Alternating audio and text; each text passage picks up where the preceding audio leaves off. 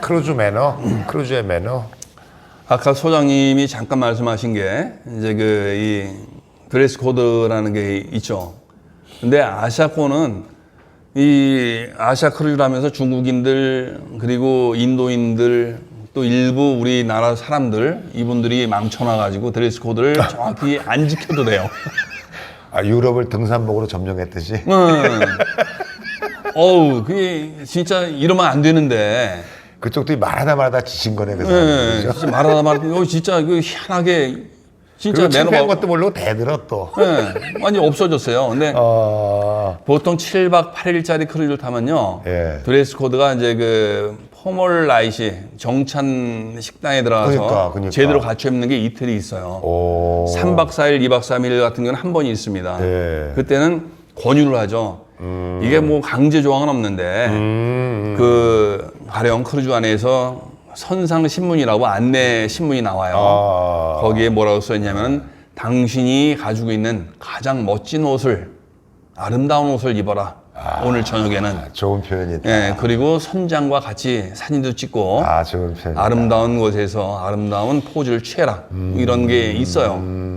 그러면은 미국 크루즈나 저 유럽 크루즈 물론 100% 다 지키지는 않습니다. 근데 대부분 사람들이 남자들은 보타이 이렇게 매고 그리고 그 양복 입고 여성분들은 드레스.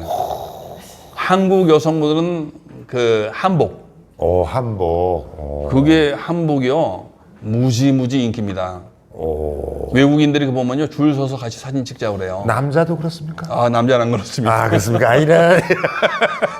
남자 바지 벽으로 입고 한번 오신 분 봤어요. 근데 개량 한복 아닙니까? 예, 맞습니다. 계란 한복이에요. 머리 이렇게 뒤로 이제 묶고서 왜 그러십니까? 그랬어요 제가.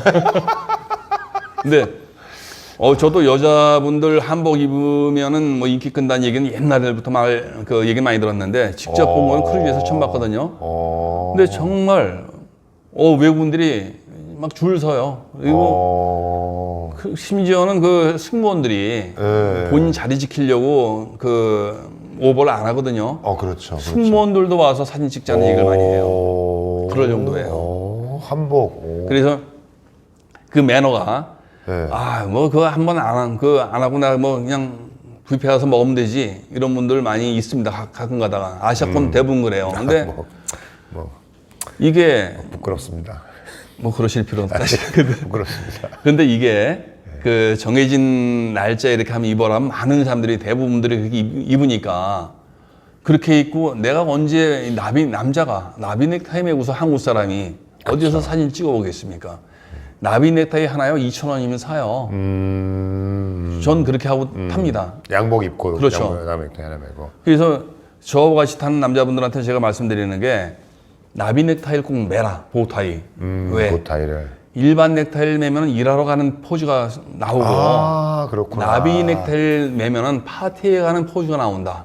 꼭 매라. 2,000원만 투자를 해라. 이건 집에서 매지 마라. 그 얘기하죠. 우리나라에서 매면 안 되죠. 그럼요. 저기 뭐 술 나르러 가는 걸로 알고 안 되는데 지켜야 될 매너가 있냐? 그럼 이제 드레스 코드 이제 하나 나왔고 또 다른 뭐 우리가 좀 미리 알아두면 뭐 나라망 시키지 않을 뭐 매너가 또 뭐가 있을까요? 뭐 크게 뭐 제약받고 하는 건 없어요. 근데 너무 정찬 식당에서 우리가 익숙하지 않으니까. 그렇지. 이게 가령 물잔이 내 잔이 뭔지 모르는 경우가 있죠. 그리고 빵을 주는데 밥 먹기 전에 빵을 주는데 이 빵이 접시가 무지 많습니다. 하다 보면은 빵을 이렇게 쫙 놔주고 아니면 내가 골라서 놓고 가는데 내게 오는 건지 몰라서 다른 사람들 거를 손대는 경우가 있죠. 근데 그냥 사자성어에 있어요. 공자님이 가르쳐 주셨는데. 네, 있어요. 좌빵 우물입니다. 좌빵 우물. 네. 좌빵 우물. 왼쪽에 있는 빵이 내 거고. 꼭 기억하셔야 돼. 기억하셔야 돼. 공자님 아시는 분들은 다 아세요. 이게 있잖아. 꼭 크루즈뿐이 아니라 결혼식장 가면은 또 이거 나오는 데 있잖아. 그러면 한참을 봐야 돼요. 뭘 먹어야 되는지. 근데 누가 그러더라고. 좌빵 우물. 꼭 기억하세요. 좌빵 우물. 왼쪽에 빵, 오른쪽에 물. 그죠? 안 그러면 남이랑 이제 같이 또 먹을 수 있으니까 좌빵 우물. 그런 게 있구나. 그러셨어요? 예. 저도 한 2주일 전에 어떤 교육에서 들었어요. 좌방음을. 그러니까 우리가 아는 건 좌광 뭐 그런 거잖아요. 뭐 그건데 근데 이제 그런 거 지키시고 하면 좋은데 또한 크루즈는요 연령이 따로 없습니다. 그렇습니까? 유아기서부터 오, 정말. 그 아주 노인까지 오. 크루즈가 이 뭐랄까요 대중적인 크루즈 같은 경우에는 그 보면은 유아들 프로그램도 있어요. 그리고 어린이들만 따로 모아서 노는 이제 그런 그 프로그램도 있고. 옛날에 크럼메드 비슷한 뭐 그런 건가요? 크럼메드. 그걸 죄송합니다. 크럼메드 뭐 놀이시설 예, 많았잖아요. 그럴 수도 있죠. 그리고 영어 뭐 공부를 좀 시켜주고 싶은 이제 부모님들은 아기들 데려가면 좋아요. 아이들을 뭐. 따로 맡아줘야 무료예요. 2시간이니까 3시간마다 물론 이제 엄마가 아니면 아버지가 우리 애 잘 노나 가서 체킹을 해야 되는데 해야죠. 그 애들끼리 모아서 놀게끔 해줍니다. 애들 맡겨놓고 부모님들은 따로 즐기셔도 돼요. 그리고 그 연령층들이 물어보셨는데 이제 노인층 같은 경우에 우리나라 분들은 대부분 연세 많이 들면은 나가면 고생한다 그 얘기 하잖아요. 근데 그 외국인들은 보면 의외로 휠체어 타고 오신 분들이 많이 있어요. 전동 휠체어에 몸 진짜 전혀 못 움직이시는 분들이 휠체어 타고서 조이스틱 해가지고 이렇게 옵니다. 그러신 분들도 많이 있고요. 그러니까 뭐 전 연령이 가능하다. 그럼요. 제가 그걸 왜 질문했냐면 제가 이제 책을 하나 썼거든요. 그래서 이제 그걸 또 어떤 아나운서가 이렇게 보더니 정말 내용이 좋다 그러면서 하나가 틀렸다 그래서 그랬더니 형은 70에 크루즈 탄다 그러지 않았느냐? 자기는 아니라고 생각한대. 왜냐면 더 젊었을 때 가야 더 빨빨로 돌아다닌대. 맞습니다. 그래서 이제 그리고 또 옛날에 들은 얘기 중에 하나가 뭐냐면 그 몽블랑에 이제 그 이근우 박사님이 했던 건데 강연을 들었는데 몽블랑에 한 번을 갔는데 이 관광버스가 딱 내리면서 이제 어르신들이 내리더래요. 그래서 저기 몽블랑이에요. 그리고 다시 타고 가더래. 그래서 그거는 이제 우리가 그게 왜 그러냐면 우리가 자꾸 뭘 미룬 거야. 자꾸 미룬 거야. 그죠? 미룬 거야. 그때는 못 가 이러면서. 그래서 요즘 시대가 바뀌었으니까 저도 그렇게 될지 모르겠지만 빚내서라도 내가 한번 이렇게 한 살이니까 관절 튼튼할 때 빨리 가자. 뭐 그런 컨셉으로 제가 이제 여쭤본 건데 뭐 누구나 와도 상관이 없지만 그래도 내가 움직일 수 있을 때 가는 게 그래도 가장 최고다. 그러니까 여행은요. 이 무릎 흔들릴 때 가면 안 돼요. 마음이 흔들릴 때 가야 돼요. 그렇게 가야 돼요. 그렇죠.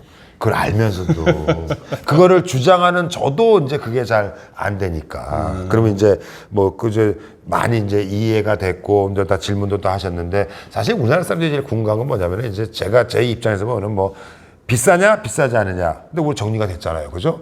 그쪽에다가 미리 예약하고 미리 예약만 걸어도 된다. 네네. 나중에 90일 전에 콘펌 올 때 다시 환불 받을 수가 있다. 그렇죠. 그러면 안 할 수가 없는, 당연히 해야 되는 거고. 두 번째는 체험을 제일 먼저 어디서 하는 게 좋으냐.